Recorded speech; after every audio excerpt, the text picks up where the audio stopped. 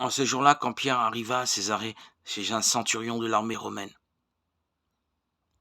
il prit la parole et dit: Vous savez ce qui s'est passé à travers tout le pays des Juifs, depuis les commencements en Galilée après le baptême proclamé par Jean. Jésus de Nazareth, Dieu lui a donné l'onction d'Esprit Saint et de puissance. Là où il passait, il faisait le bien et guérissait tous ceux qui étaient sous le pouvoir du diable, car Dieu était avec lui. Et nous sommes témoins de tout ce qu'il a fait dans le pays des Juifs et à Jérusalem, celui qu'ils ont supprimé en le suspendant au bois du supplice.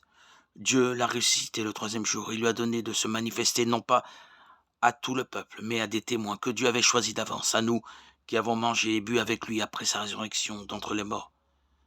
Dieu nous a chargés d'annoncer au peuple et de témoigner que lui-même l'a établi juge des vivants et des morts. C'est à Jésus que tous les prophètes rendent ce témoignage.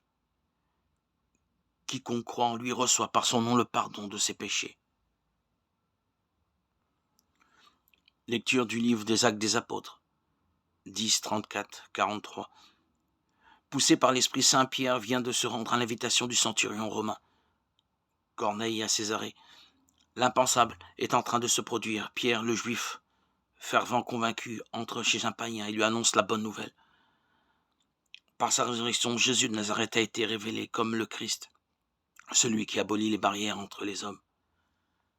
Désormais, quiconque croit en lui peut entrer dans l'alliance proposée par Dieu.